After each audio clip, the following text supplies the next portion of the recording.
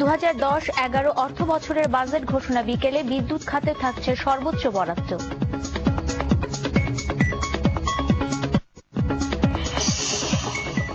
আগুনের ভয়ের স্মৃতিকে পেছনে ফেলে বিয়ের পিঁড়িতে রত্না, রুনা আর আসমা, প্রধানমন্ত্রীর কন্যাদান।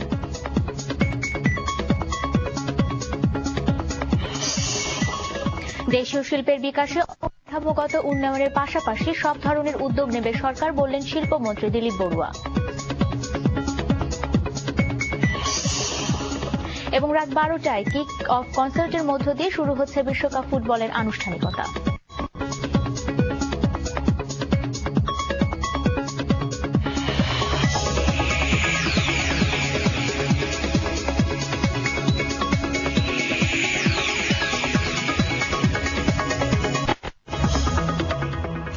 আসসালামু আলাইকুম। আরটিভি দুপুরের সংবাদে স্বাগত সবাইকে। শুনছিলেন মার্কেন্টাইল ব্যাংক সংবাদ শিরোনাম। এবারে পুরো সংবাদ আর আপনাদের সাথে আছি আমি সোনিয়া হক।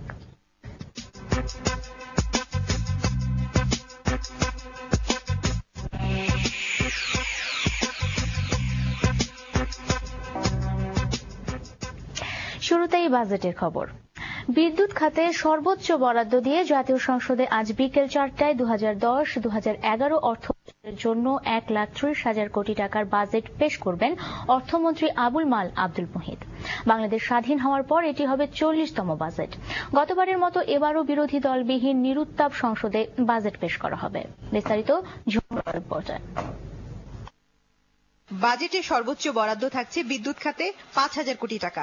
এরপরই বরাদ্দ থাকছে কৃষি, শিক্ষা এবং স্বাস্থ্যে। এবার বার্ষিক উন্নয়ন কর্মসূচির ব্যয় ধরা হয়েছে 38,500 কোটি টাকা, যেখানেও সবচেয়ে গুরুত্ব পেয়েছে জ্বালানি খাত।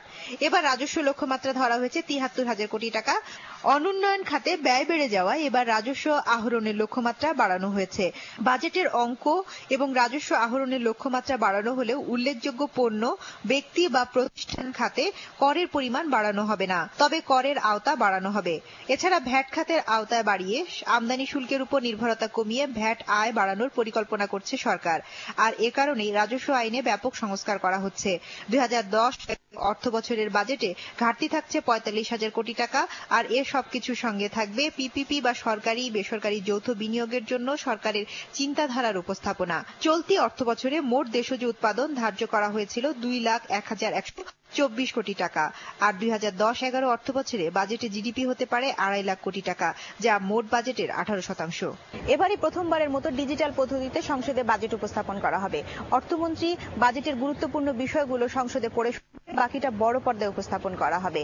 বাজেট পেশ করার পর 40 ঘন্টায় এ বিষয়ে সংসদে আলোচনা করা যাবে। বাজেটের সাথে সংশ্লিষ্ট ব্যক্তিবর্গের মতে বাজেট পেশ করার চেয়ে এটি বাস্তবায়ন করাই বড় চ্যালেঞ্জ। জাতীয় সংসদ ভবন থেকে ঝুমুর বাড়ি, আরটিভি, ঢাকা।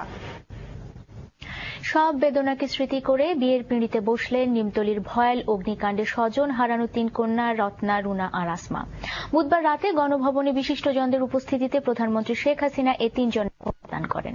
জাহিদুর রহমানের তোলা ছবি নিয়ে রাজীব খানের রিপোর্ট। আগুনে মুহূর্তের মধ্যে নিভে যাওয়া স্বজন হারানো এই মানুষগুলো শুরু করলো জীবনের নতুন অধ্যায়। স্বজন হারানোর বেদনা কিছু শূন্য হলেও শুধু দুটি পরিবারই নয়, আরো কয়েকটি পরিবারকে যুক্ত করে শোককে শক্তি করার পথ দেখালেন আরেকজন স্বজনহারা শেখ হাসিনা। মেহেদির রং হাতে থাকতে থাকতেই বেঁচে থাকা কয়েক সদস্যের এই পরিবারগুলোকে মিলন বন্ধনে আবদ্ধ করলেন শেখ হাসিনা। পালন করলেন একজন মায়ের সব দায়িত্ব। বিয়ের আয়োজনে কোনো কিছুতেই কমতি রাখেননি প্রধানমন্ত্রী। স্বজন হারার শূন্যতা ভোলাতে তাই তো মনের মতো করেই সাজিয়েছেন কনেদের। অনেক সুন্দর নিজেকে চিনে আমি চিনতেছি না, নিজেকে স্বপ্নের মতো লাগতেছে। আমরা মা হারিয়ে মা পেয়েছি, আপনারা ওনাকে দোয়া করবেন। স্বপ্নের বাংলাদেশ, বঙ্গবন্ধুর বাংলাদেশ উনি যেন খুব সুন্দর করে গড়ে তুলতে পারে। ওরা পার্লারে ঢুকলো, ওদের চেহারা দেখেই বোঝা যাচ্ছিল যে কত বড় একটা কষ্টের বোঝা নিয়ে তারা আসছে।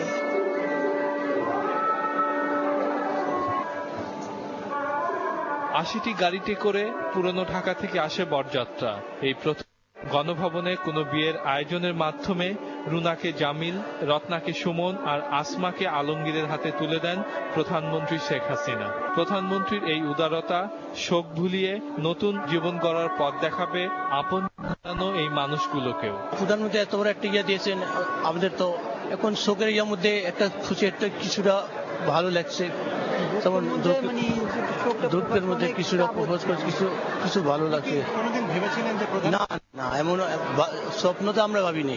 অবশ্যই আমি চেষ্টা করবো। তার দুজনেরই দুঃখ, আমার ছোট ভাই হারিয়েছে, তার মাকে হারিয়েছে, তার আত্মীয় স্বজনকে হারিয়েছে, আমরা উভয় পরিবারের শোকাহত। তার ভেতরে চেষ্টা করবো যে দুঃখটা উঠতে।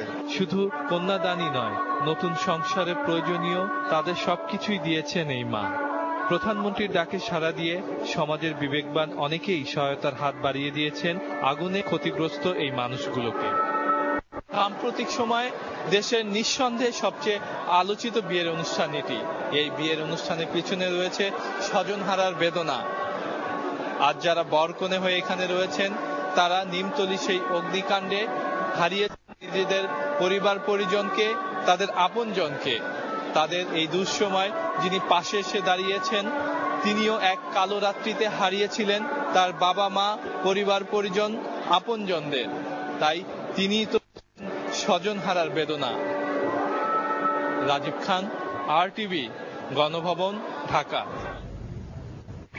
সুনামগঞ্জের ধরমপাশায় ট্রলারডুবির